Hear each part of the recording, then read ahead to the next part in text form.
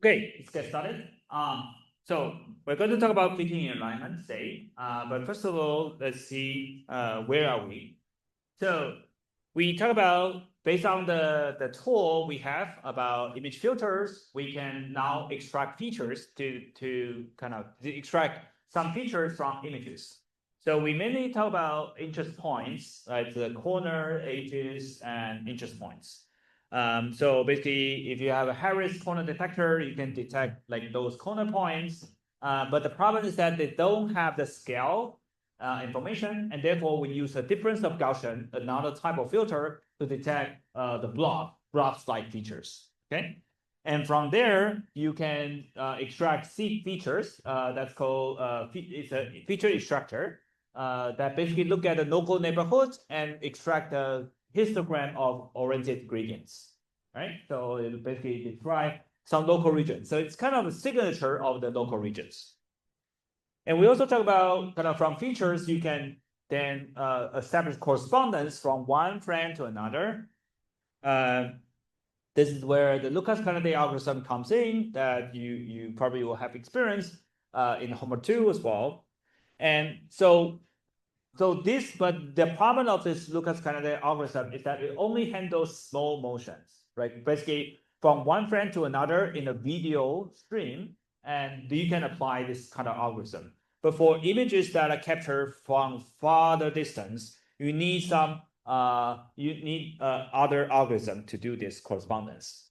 So this is where we will talk about today. Basically, we want to talk about how we can have a model and you have some correspondence or kind of some data, then how do you fit the model to those data? Okay, so that's the fitting and alignment problems. We'll talk about several tools that you can optimization tool that's very common in all computer vision applications. Okay, and next one we'll talk about how do you do this to instant recognitions. So quick recap of what we talked about. Harris corner detections, you have basically you apply the X gradient, Y gradient, and you provoke basically for every pixel, you have the second moment matrix, right? So you have a 2x2 matrix. And from there, you so this is coming from from X gradient, Y gradient, and then you provide this X gradient square, Y gradient square, and so on. And from there, you can compute the Harris corner detection measures. So that will be so that you can see that it highlights all these these edges. These corners. Okay. So yes. Right. So this depends on how noisy your image is. Right. If your image is noisy, then blur can alleviate those problems. Okay. So it's optional. All right. But the problem of this, as we talk about, this does not have a scale information, and therefore we need to do something called difference of Gaussians. That is, has this difference of Gaussian. If you have a Gaussian filter with two Gaussian filter with different sigma and in computed difference, they will have the filter size, the filter shape look like this. So you can see that what they do is that they do some kind of averaging of some center regions and some minus the averaging over the surrounding. So this will have a strong response when you apply to regions where you have certain like scales. Okay. And therefore, what you do is that you apply these difference of Gaussians, apply to multiple different scales, and then from this, you look at for every point, you look at their neighborhood, spatial neighborhood, and the scale neighborhood, so that you can determine like what is the response, not just spatially, but also over the scales. So this helps you to identify the regions where not just the XY location that is the interesting point, but also at which scale this is interesting. So that allows you to reliably detect the same feature point if the same region is captured from different images. Okay. So we talk about that time, and then we can, but it's not just about the location and the scale of that local regions. We need to describe the local regions. And the way we describe this is to compute the gradients and aggregate a gradient using the histogram information, okay? Basically, it looks like this, how do you read this graph? It looks like, okay, for the top left corner of these local regions, it has this much of gradient pointing upward, this much of gradients, the changes point this way, and so on, okay? So this will give you a signature about locally what that local patches looks like, okay? And this will be a signature, right? So you can use this to match from feature descriptor, one feature descriptor to another feature descriptor, okay? All right, so some example, if you plot, so this is a good example where you have two images, right? The left and right. And on the left is kind of like a reference, right? The model, right? So you have some frontal parallel images in your database. And let's say you take a pictures on the right-hand side, it's going to be messy, right? You have some occlusions. They are not exactly at the same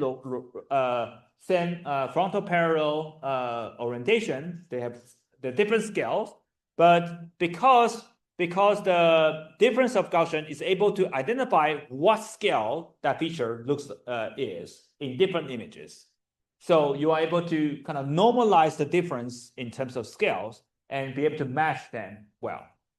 Okay, so you can see that all these feature points you are able to match in the clutter scene. You are able to find what the object is inside the image. Okay. Another example here is another example. You can see that the same image, but you have a different model you want to search. You are able to find these matches. Okay. Right. Yes. What would happen if there are multiple matches like the same template in one?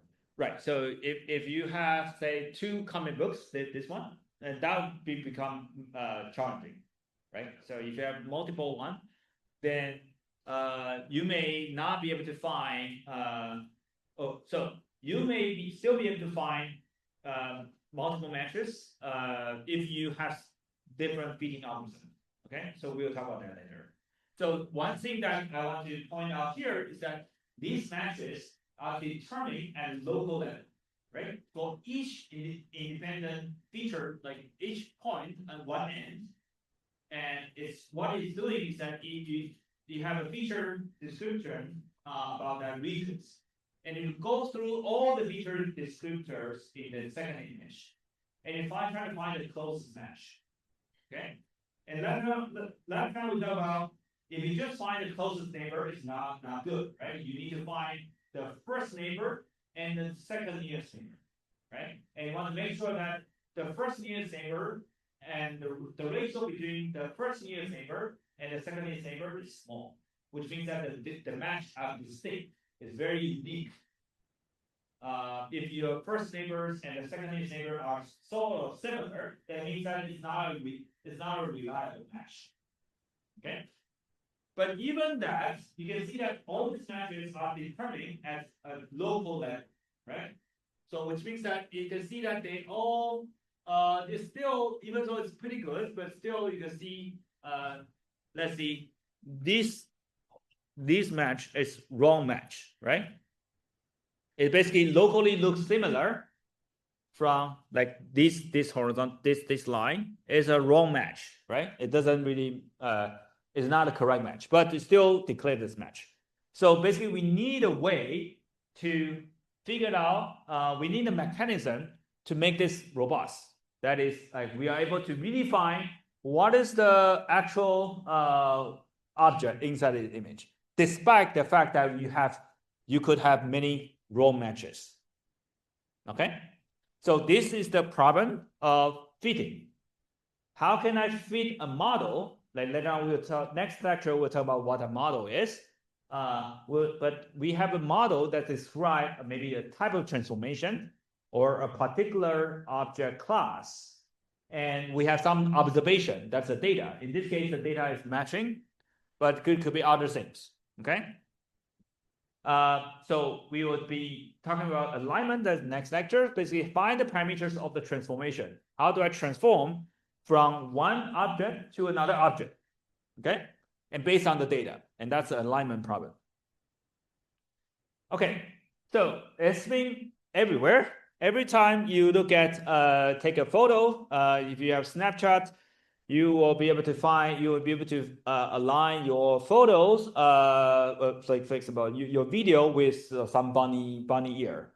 Or if you watch the football, you will see that 10-yard lines. All of these are fitting problems, okay? Or alignment problem. Basically, you have some geometric primitive that can align with your image observation, okay? Or for example, you want to build some applications of counting coins, right? So industrial application, this is very, very common, okay? So I have some object and I have some model. I want to align the model to the image observation, okay? All right, so today, because there's many algorithms, so today I only want to talk about a simple setting that is a fitting a line. Okay, just at the beginning, we have a bunch of data points, and I want to be able to see how can I fit a line that pass through as many data points as possible. Okay. All right, so this is the goal. This is a motivating example, and we'll basically talk about two types of algorithms. The first type of algorithm is optimization-based algorithm. Okay, basically you have a model and you have some data. You define an objective function that is how well you want to kind of quantify how well the model explains the data. Okay, basically, it determine some arrow that is how well the point is close to your model, and then you can optimize. You can use some optimization algorithm to find the parameters of your model. Okay, so this is one type of algorithm. Another type of algorithm, we'll talk about that later, is so-called hypothesis and testing algorithm. Okay. All right, so let's start with the simple line fitting. The problem here is that I have a bunch of data points.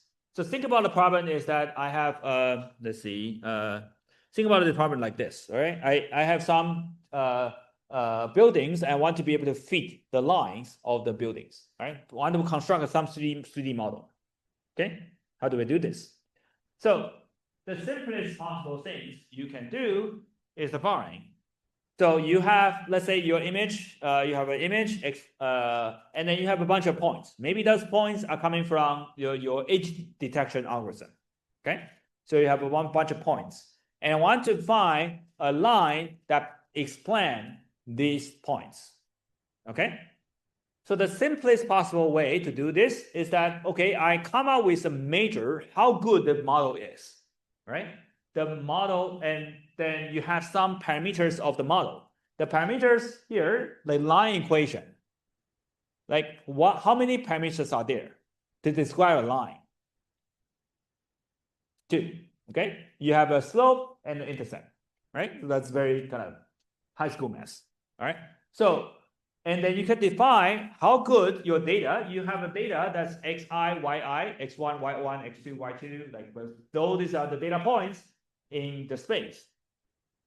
And you can define, okay, how do I find these things? Okay, I can find this basically, I come up with a measure that is the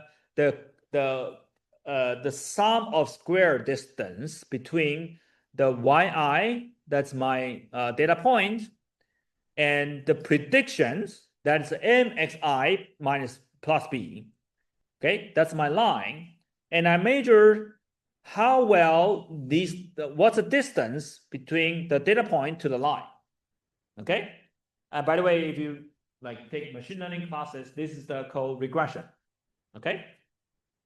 So you basically try to find, let's say you want to make some prediction model, you have some X and you have some Y, You want to make sure that your line can predict the data point well. Okay, and the inaccuracy is some kind we call loss function or objective function. Okay. Question about this? All right.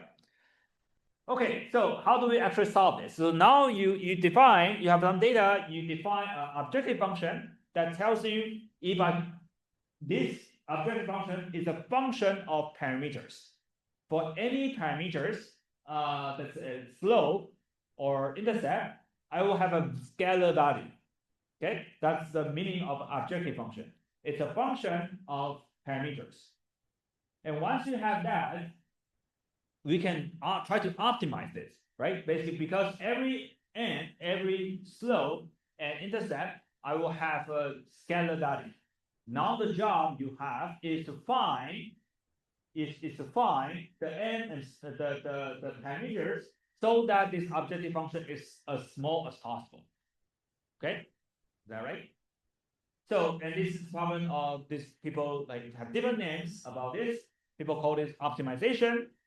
And in machine learning community, this process is called learning. Okay, or you can think about is searching for the parameters for minimizing your objective, right? And this process is called learning. Oh, okay. So how do you do this? So you have this again. You have this this square terms. So what you do is that you just expand this. Okay. Expand the square terms. So then you can write this as a following. So you can, once you expand this square term, you have x1. Again, this is the same trick we have been playing over and over again, right? So you have each square term, each of them will be a linear system of equations. And then you put the unknown into a column vector and some known values in the row vectors. Then what you could do is that you basically stack them together into this linear system of equation. Okay. So now you have a square norm of AP minus Y. So it's a least square, right? You want to find the smallest square arrow to minimize these things. And this P is going to be this vector, M and B. Okay. Again, you have some unknown, you put it in a column vector, and set up a linear system equation, and you can solve this with what you learned from linear algebra. Okay, make sense? Yep. All right. So now you can see that okay, it's you can read it in this way. So in calculus, we learned that if I have a function, how do I find the minimum or maximum? If I have a function over P, as a function of P, that's how do I find the minimum and maximum? Yes. Yes, exactly. So yes, exactly. So you have a function and you find a derivative, set them to 0, and that's your equation to find the minimum or maximum, right? So in this case, because you have a square arrow, which means that the minimum is 0, right? So you just set them to 0, and which means that you must definitely be minimum. Okay, so this is what you will do. This guy E is this equation, right? So what you do is that you just take the derivative over P. Of course, this is a little bit complicated because here the P is a vector, right? So M and B. Okay, but otherwise it's the same. So you have to deal with vector calculus. But once you have this, you can see, okay, if you take the derivative over P, this Y term disappear, and the only left is this guy, and you get these things, okay? So you get A transpose P times equals A transpose Y. And we talked about this last time as well, right? So you find out, okay, this variable M and P, M and B, the slope and the transpose, and it can be solved with the least square, right? It's a closed form. Okay, question about this? So it's very, very straightforward that you can solve this. So basically, you have some data points. You want to feed the line into this data. Feed the line. Find the best line that feeds the data well. Okay. All right. But the problem of this is that it's not. So by the way, in machine learning, this is exactly what you do, right? So you have a bunch of data points and you have some y that you want to predict. The problem is that we're not dealing with machine learning problems. The x and y are coming from an image. So imagine that they have some problems with this vertical fit. First one is non-rotation invariant, right? The same data points, if you rotate the image a little bit, it will be different. The solution will be different. And and think about this: if the line is actually a vertical line, okay? If I have a vertical line, like say all these pillars, a vertical line in the image, then I won't be able to complete. I won't be able to compute this. Can anyone tell me why? Why can you compute use this algorithm to do the vertical line?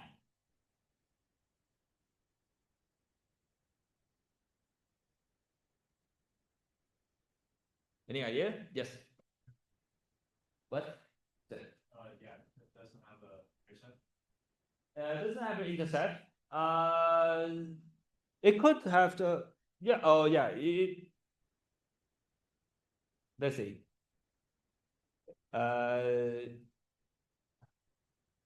Yeah, it doesn't have an intercept. Yes, that's right. But there's some other reasons. Yes. Yeah, the slope will become what? If I have a vertical line, what is the slope? What? Undefined, right? It's infinite, right? It's infinite. Okay, so you couldn't really compute this. So what alternative, and also because the slope is infinite, then your vertical arrow here becomes infinite as well, right? So you just think about it, if you keep going this up, and then the vertical arrows will be very, very large. Okay. So what you want to do instead is, instead of trying to find the given x and y, what you want to find is the closest point. The closest one you want to measure is the sum of the arrows of the point to the line, as opposed to the closest point to the line, as opposed to just measuring the vertical line. Okay, and this is not a least square problem. It's called total least square problem.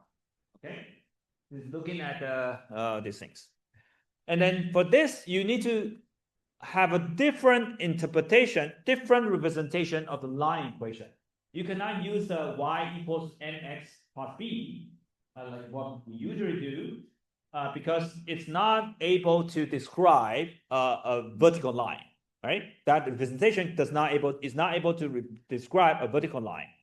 So what you want is to describe this with another representation that's ax plus by plus c equals 0. That's also a line equation, but this equation allows you to describe the vertical line. Okay, it's a more general representation. Okay, and your parameters become a and b and c. Okay, of course you have. It does not mean that you have 3 degrees of freedom now, because a and b is the normal directions. Okay, so a and b is the normal directions, which means that their norm is 1. Okay. All right. So now what we do is that we have a different criterion of what does it mean to be a good fit.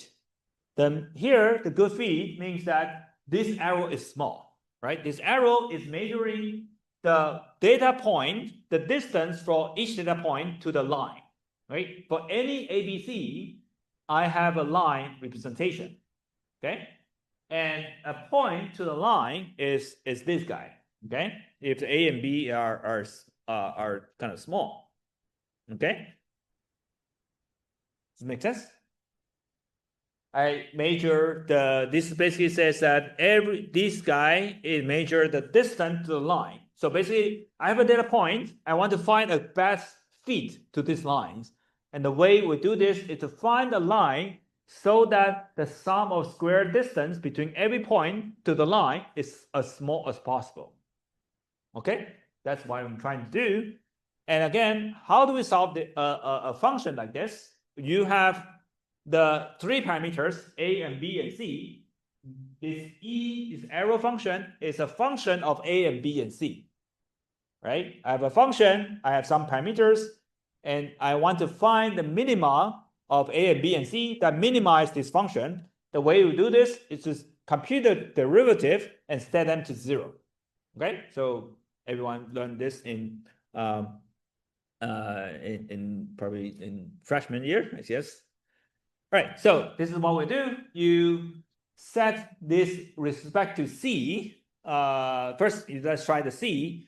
And what you do, then you can find the set it to c and take the derivative to of this guy to c, and you get this guy, and you will find that c is equal to these things. Okay, so basically you have your x, all the data point x, you compute the mean of that x, compute the y of that, and then you can compute mean of y. Then your c should be this guy, minus a x, mean of x minus b times mean of y. Okay, so now you could deal with only, now you know what c is, right? What you do is that you can plug the c into this equation, and you can expand, you can redefine this, because now you solve for c, your arrow function is now just a function of a and b. Okay, so you will do the following. You feed this c back to this equation, and this guy is this guy. Okay, and then we apply the same trick, right? So we put the unknown here is the a and b. That's the normal direction of the line. This a and b, and these are the known parameters. But the interesting part here is that it's not a form of ax minus b anymore. It has this form of a and p, and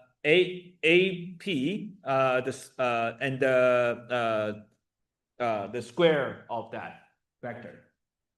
Okay, so it's kind of weird, right? Because in this case, then the minima seems to be, I just set a and b to be 0, 0, then that's the minima, right? That becomes 0. That's become the trivial solutions. Okay, but the problem is that I do have some constraint. My constraint is that a squared plus b squared is 1. That's the norm of the vector is 1. Okay, so the problem is the following. So I need to minimize this guy, such that the norm of this p, this a and b, is 1. Okay. Alternatively, you can also think about you're minimizing these terms. I guess. Sorry.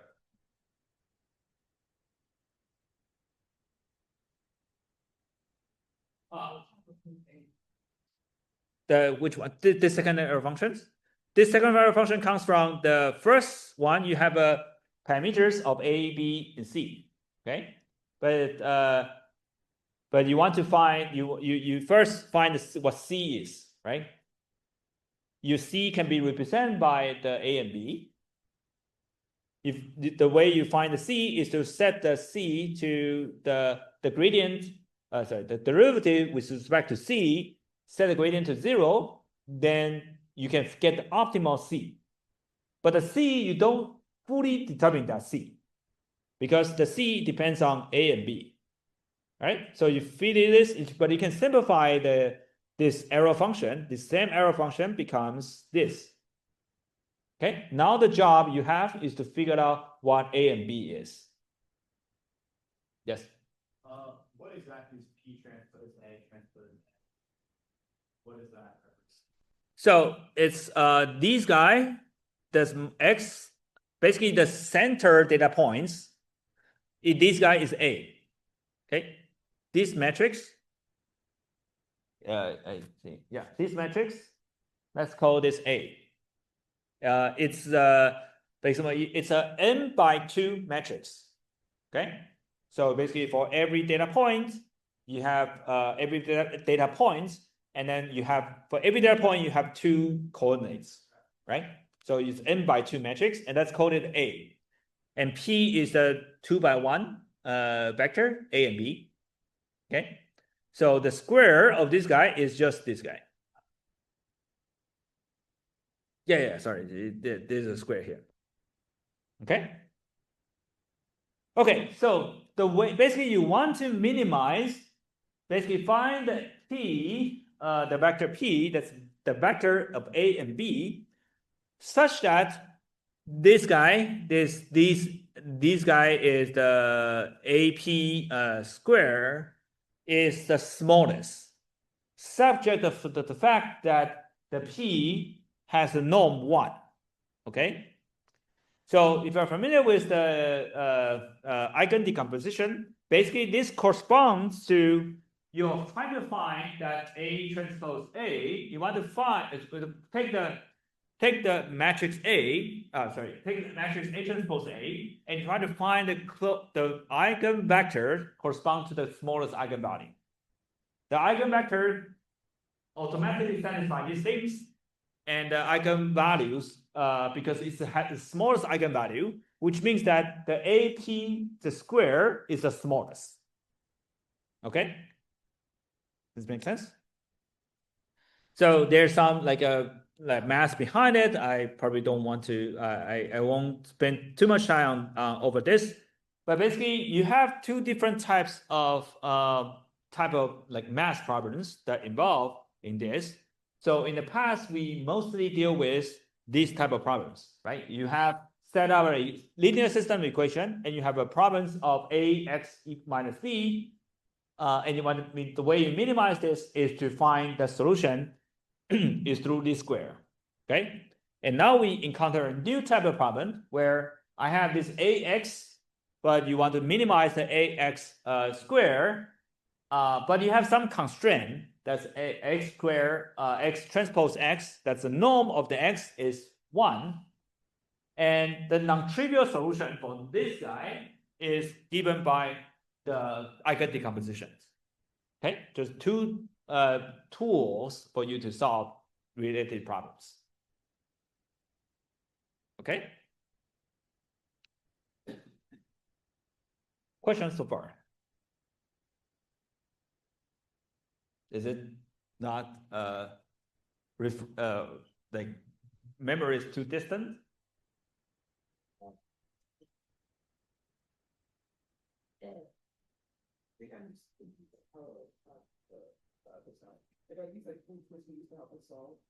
Yeah.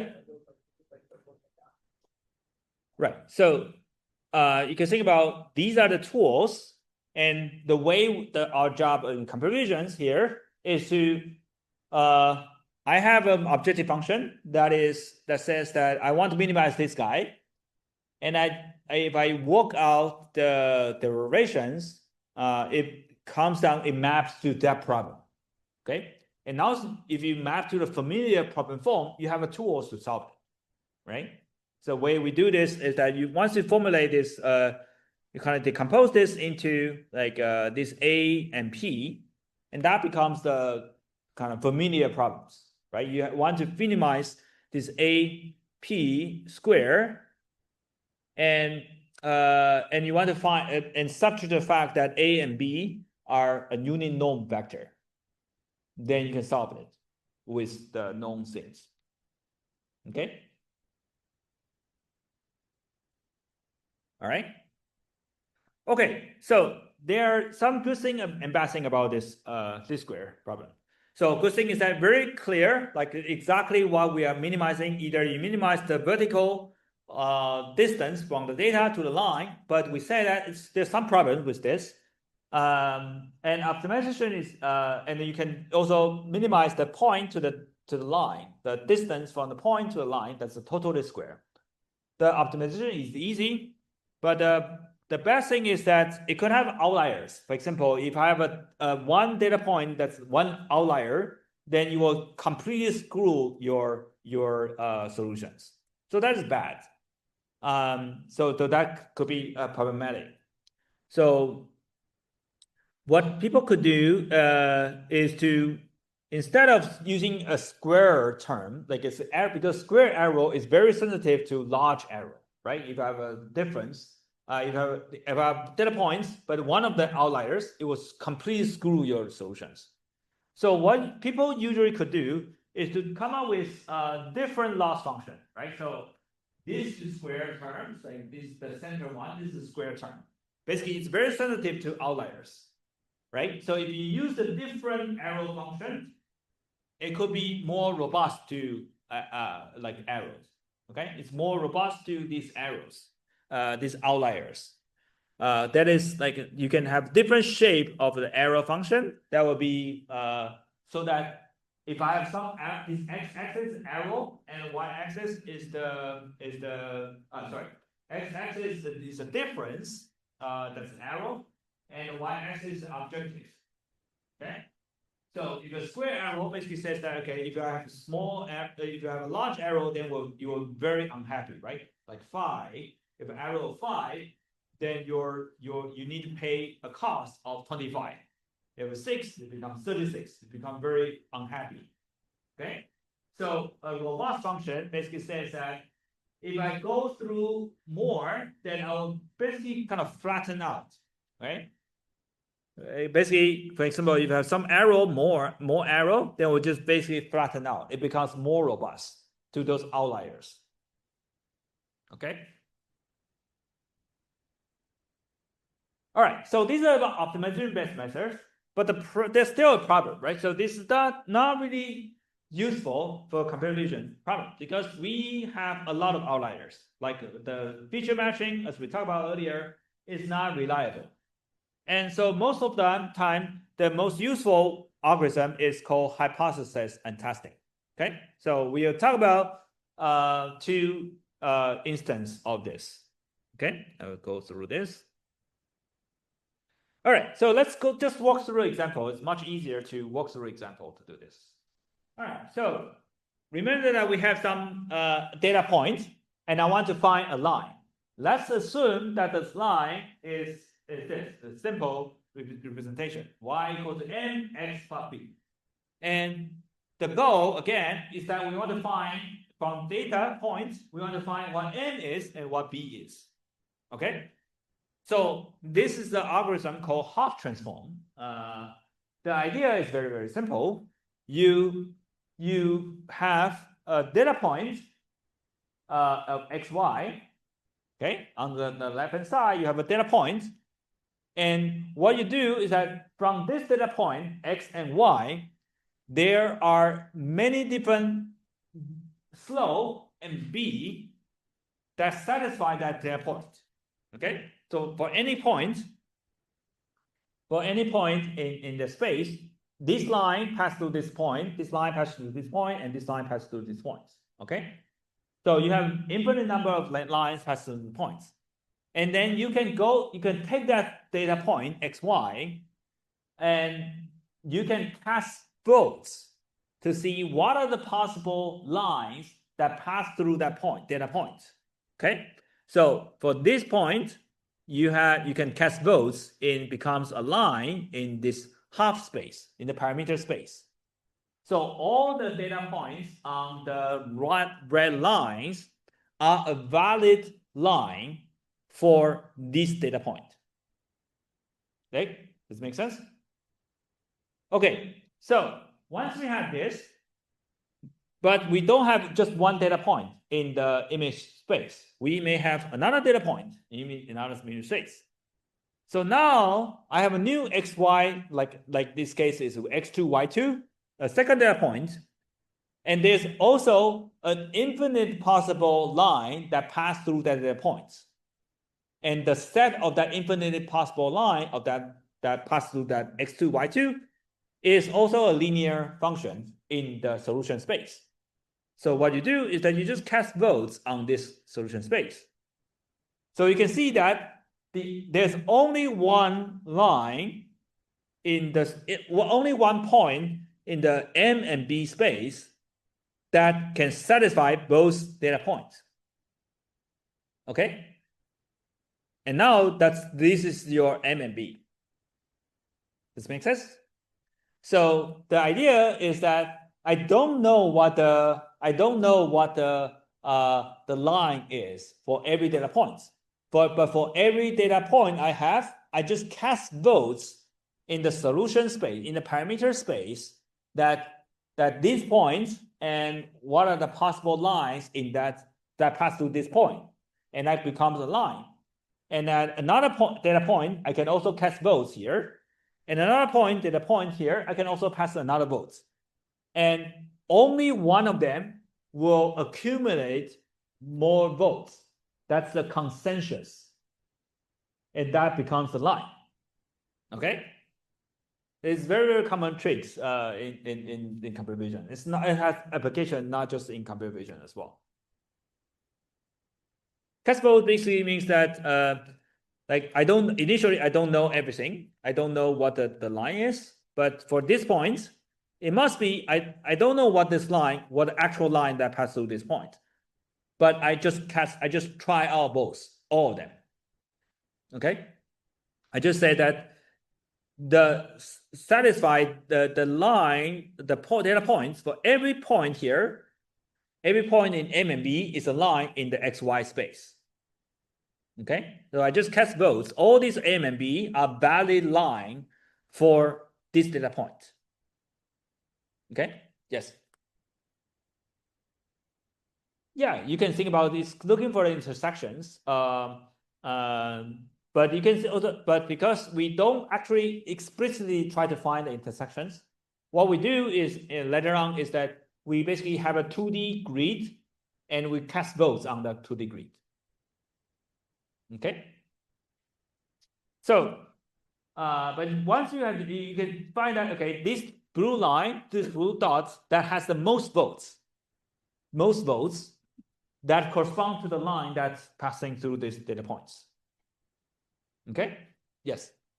So, assuming like the line or the given data points are just in a straight line, right? You probably have stuff like parallel lines and off space and stuff like that. Yeah. So with the casting like both kind of just give priority to the ones that like most intersections does. So your cast votes, you can detect multiple lines at the same time. You can have multiple models to fit. So that's the strength of half transform. You could have a parallel lines, that's fine. The parallel lines will have the same slope, but they have different intercept, right? So it will light up in 2 dots in that. Yeah. Okay, and then we just have like, so say like one of the points had a parallel, and then you would have like 2 intercepts on that same line. Yeah. Okay, so of course, like this is like you have many data points, and that correspond to cast very votes on the other side, and then you will accumulate the votes. Basically, every time you have all these lines, and you try to find the intersections. Okay. Of course, this is not that like trivial. In reality, you have noise, right? So you have your lines may not be perfect, like because remember that you are dealing with a pixel, right? So every pixel they're not exactly along the line. Okay, you always have that numerical. You also have noise, so you will have to deal with this kind of fixed. You need to figure it out, and you cannot represent infinite resolution. Right? So what you do is that you need to take the M and B and try to quantize them. Okay? You need to quantize them, and then you can accumulate the votes. Okay? All right. So this is the basic idea of hot transform. But the problem is this, is that this M and B representation is bad because I cannot really represent the vertical slope, right, very well, right? If I have a line that's vertical, then I couldn't represent this, right? So I couldn't really quantize infinite slope, right? So another type of representation is called polar representation. It's the following, okay? It says that the following. So any line that passes through this guy is this thing, okay? So x and y, and you have theta. That's the that is the orientation of this line. Let me see if I have the, okay. So this guy is this, right? So you have a rho, that's the distance from the origin to the line, the closest data points to the line. That's rho.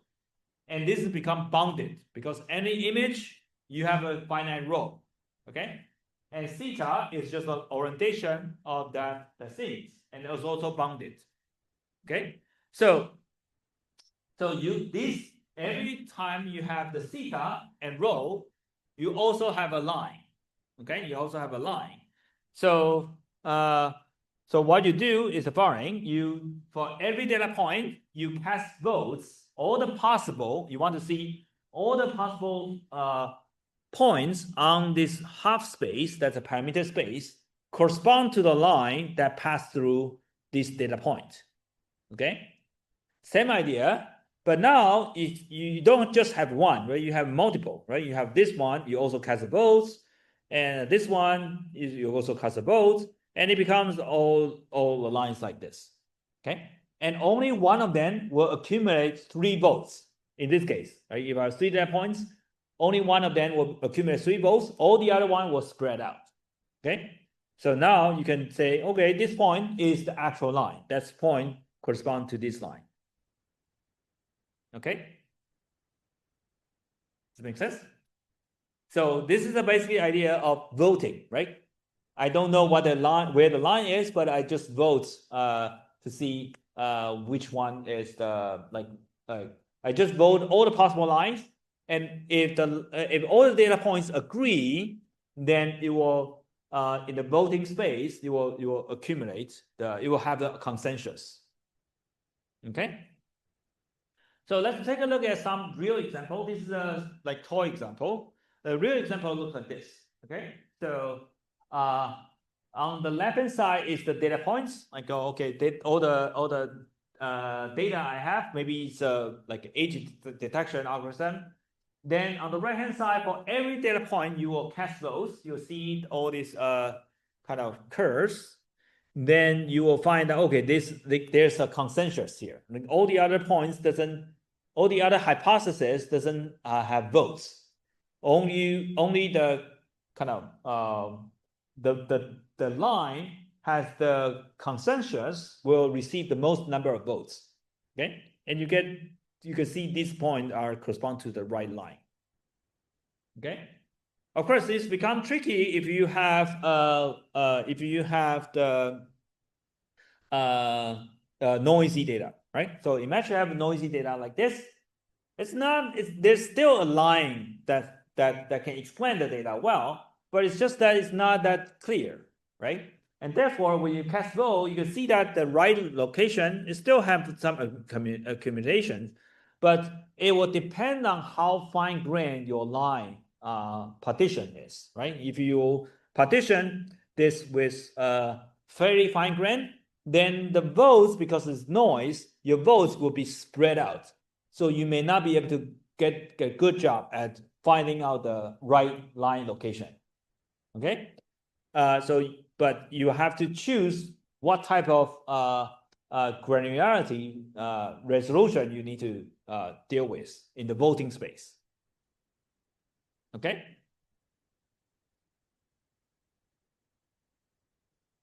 All right, and you can also do this with, for example, if you have some random points, like say you have some noise, and then you detect all this. This isn't really a line in this case, but in half space, they may be able to kind of look at this various maybe there's some peaks that's randomly overlap with each other, and then maybe this could be a problem as well. Okay. But this is a very powerful technique. That is, if you have, let's say, I have a image like we see before, and what you do is that you take an image and run a k-mean edge detections. You have all these edges. These edges become the data points. Okay, XY location becomes data point. So once you have this, you can then cast votes on the line. So all these have become the every data point, you will cast some votes in the half space. And once you have this, you can take these lines and take this kind of find the peaks in this hot space, then you can overlay that on the image space. So that's how you can find those straight lines in this data points. Okay, so you can also find another example. Here, this is another example where you take this image. You can see that there are multiple lines. That's the parallel lines you talked about earlier. Like all these lines will cast both, and you can see a strong patterns that correspond to these parallel lines. Okay, so this is great because you can deal with multiple hypotheses at the same time. You just cast votes and see what votes accumulate, and then you get a solution. Okay. All right. Questions so far about this? Okay, so it's Hopf transform, and it not just work for a line. Although we use the line fitting as a simple example, but it also works for any other shapes. Let's say for a circle, can anyone tell me if I have a circle of center at A and B and radius R, what's the equation of circle? Yes.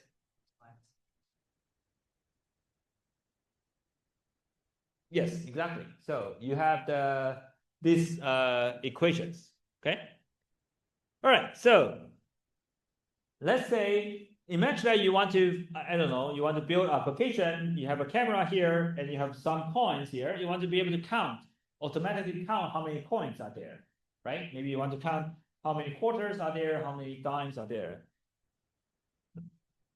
So what you need to do is that, okay, for a fifth square, let's say, imagine you know what you're looking for, right? Maybe you're looking for quarters, right? For a fifth square, then any data point, okay? So this is something interesting, like, so for R square, and now I just need to find the center of the square, right? So now I have this, okay?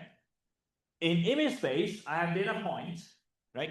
3 points will correspond to a square, right? And for each point, there are many different types of squares that will pass where the circle will pass through that point. Okay? And the solution space, what is the equation of the set of circles that pass through a point?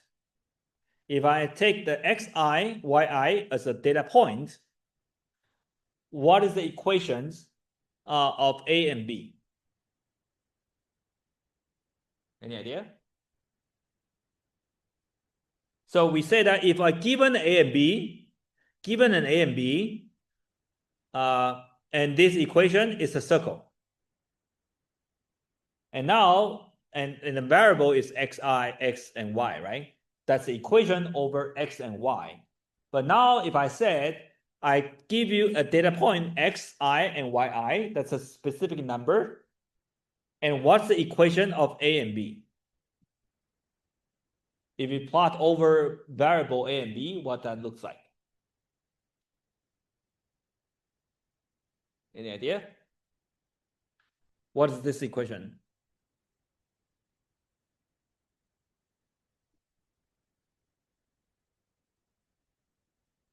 Yes.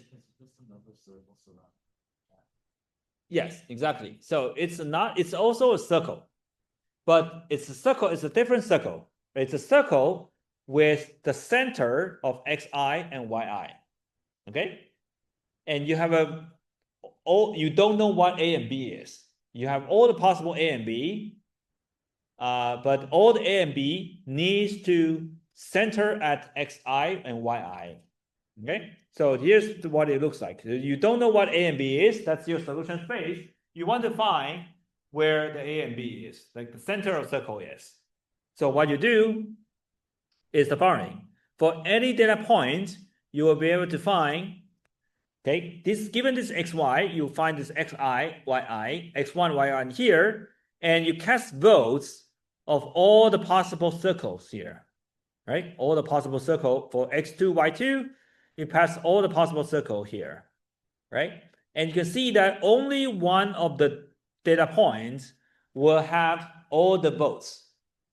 Okay, that's a consensus.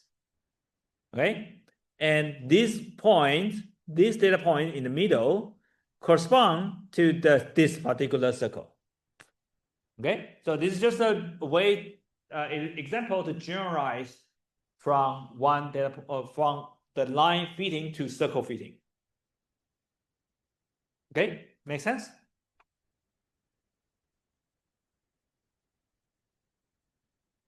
All right, so it could be like more complicated than this. For example, if I don't know what the radius is, then it becomes more challenging, right? So, for example, you could have something like this, right? So in image space, at the data points, I don't know the location of the circle A and B, and I also don't know the radius.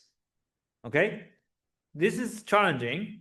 Okay, but can anyone tell me, like, if you in a half space, what does this look like? It's a three-dimensional parameter space. It's A and B and radius. I don't know A and B, and I don't know radius.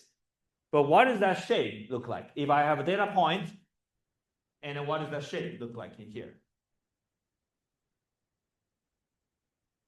Yes. Cylinder is close. It's close. Yes. Yeah, it's a cone. Okay, so it will look like this, right? Because for every xy, if given xy, I don't know what the radius is, and therefore it's like this.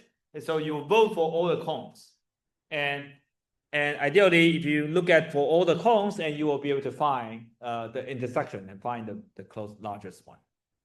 Okay. Yeah. So this is basically the idea, and you can build application like this. For example, you give an image like this, and then you can identify the candy edge detections, and from there you will be able to cast votes in the. Imagine that you know what the particular radius, then you can accumulate votes here. For the penny, these are the votes. You can find that the penny votes at like center here, right? All the other, even it's a circle, but if you are trying out different radius, then these will get spread out. The votes get spread out, and you can see that this guy is get kind of concentrated. Like all the votes are agree with each other from these H points. Even though you have some outliers, that's fine. And once you have this, then you can figure out the penny radius. Okay, the circle, the center. Then you can detect this point. And you can see the other one, if you look for quarters, now the pennies, H points get spread out, and then only these 3 points are very concentrated. Okay? And with this, you can find these coins. You can see that you can have a very good fit of this. All right? So the concept of finding, you have a model, and you have some data, you want to fit your model into your data. That is basically the applications. Okay. Okay, so I will skip this. So half transform, some conclusions. So it's very robust to outlier. So even you have a data point, like some random data points, but because you are casting out all the possible solution space, the idea is that the random outliers or noise will not accumulate with each other in the parameter space, or people call it half space. Then you won't be affected by that. Okay. Another good news is that it provides multiple good fits, right? So if you have let's say if you want to detect multiple objects at the same time, you want to use half transform. This is a good thing. Some limitation is that it's sensitive to noise, right? We talked about earlier, because if your data points is not exactly on the line, then your votes will get spread out. Okay, it's not exactly agree with each other, which means that you need to find the find the partition. You will need to partition your solution space well, so that you are not less sensitive to that. Okay. Another big problem is the memory, right? Remember that we talked about if you want to find the circle and with unknown radius, you need to build a half transform space of 3 dimensions. Okay, so imagine that you have 3 dimensions, and then you have let's say for each dimension you have some quantization, right? Maybe it's 10. In 3 dimensions, you already are storing 10 by 10 by 10 of 1,000 cells to store. Just imagine that if you have 4 parameters, 5 parameters, and 6 parameters, and that becomes very, very large. Your memory requirement becomes very large to do this. Okay, so half transform is good at multiple good feeds. You can detect multiple models at the same time, but it's not really good at models that has more parameters. Okay, so it can be applied to object fitting, line fittings, and like for example, you do the self-driving car, like you will do this line curve fitting. That's basically half transform. Okay, you have instance recognition, category recognition. Though these are popular application of half transform. Okay, so I promise that we have another application, another method. Okay, so another method is extremely simple, but probably the most used applications in computer vision. Okay, it looks like this. Okay, imagine that the key idea is that in order to find a line that passes through a bunch of points, then I need to what I need to do is that I just need 2 points. Any 2 points will give me a line. Okay, so what I do is that I just try and error. I just randomly sample a bunch of hypothesis lines. Okay, I don't know which one is good or which one is bad. What I need to do is just score, give each line, each hypothesis a score on how well they explain the data. Okay, so here's how it works.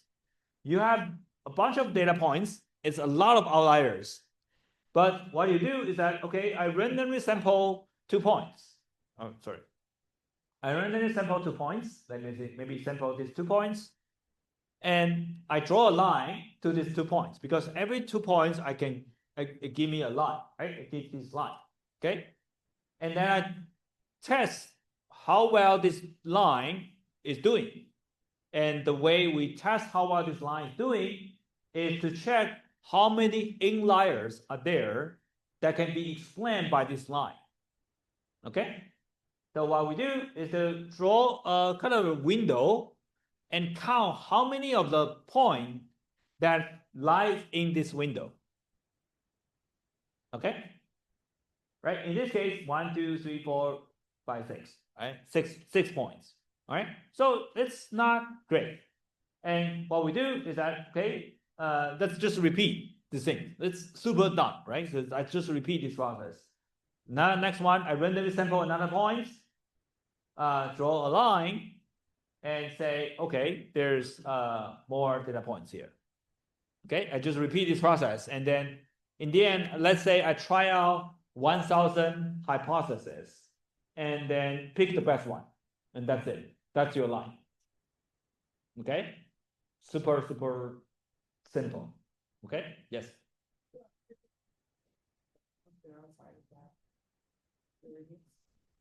The range, right? So basically, I have a range to determine how well. Basically, it tells me how well this line explains the data.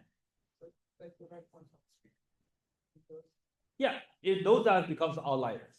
So the outliers could be arbitrarily wrong, but that's fine. Right. Okay. Okay. Everyone get this algorithm, right? So it's extremely simple, right? Of course, there are some considerations. That is like, how do you choose the delta, like that could be the hyperparameters you want to tune. And now so far we only deal with the two parameters because you have 2 degrees of freedoms, and but you could have a multiple degrees of freedom. So you can imagine that there's an equation here that tells you if you have degrees of freedom, S, that's the degrees of freedom, and basically tells you that how many samples you need to get so that you can deal with different amount of outliers. Okay, if you only have let's say if you have a bunch of outliers, then if you have more outliers and you have more degrees of freedom, and the probability that you need to sample, probability that you sample a good model will decrease, right? So you need to sample more, right? Basically, that's a basic idea. If you have a model is more complex, you need to sample multiple points so that at least one of the sample is good. Okay, you need to have at least one good sample to find this. Okay. All right, so RANSAC, this is called random sample consensus. So called RANSAC. It's very robust to outliers because outliers doesn't matter. If you find, as long as you draw a sample that find the correct model. Okay. So it's great. It's very easy to compute, and the best thing is that if your outlier is a lot, you have a lot of outliers, then you need to sample more, right? You basically need to allocate more budget to sample and testing out the hypothesis. Okay, and yeah, and it's not as, you can still find multiple good fits, but it's not as good as Hopf transform. So if your problem is about finding multiple model at the same time, then Hopf transform is still a better choice. But if you only want to find one model, but your model has a lot of outliers, then RANSAC is a good choice. Okay. So later on, we'll use this to help us to find like 3D. Okay. So if I have 2 images, I want to stitch them together. I'll use this, use RANSAC. And because it's so important, so there's a song for that. Okay, so like this, let me play this song. When you have outliers, you may face much frustration. If you include them in a model fitting operation. But if your models fit to a sample set of minimal size, the probability of the set being outlier-free will rise. Brute force test double sets will cause computational constipation. And random samples will provide an example of a present model uninfluenced by outliers. No need to test all combinations. Each random trial should have its own unique sample set. So this is the process. Every time you just random sample, and make sure that the sets you choose are not degenerate. And the number of sets to choose is based on the probability of a point being an outlier and finding a set that's outlier-free. Updating n as you go will minimize the time spent. So if you gamble. Okay, let me see if I can find the examples. Okay, so this is the plot I want to show. So what you see here is the actual process of the algorithm. So every time random sample, and then you can test how many inliers are there. And in the end, you have a list of the hypotheses. For each hypothesis, you have some test. Okay. And in the end, what you have is, okay, it's a little bit noisy. What you have is the following. So you have all the possible files, and you just need to pick the best.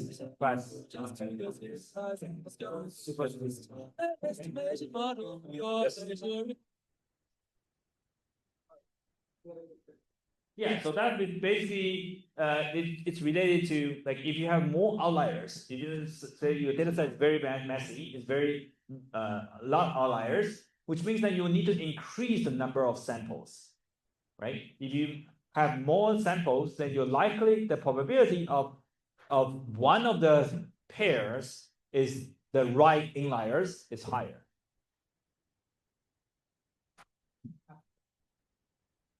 Then you couldn't. Then that's where the algorithm could fail, right? If you have too much outliers, then you couldn't really figure out. You couldn't really distinguish between the signal versus the noise. Then that's when you'll need to work on your matching algorithms or kind of figure out like you will need to somehow suppress the outliers. Yeah. Okay, so that's all I have today. I'll see you this Thursday. Thanks.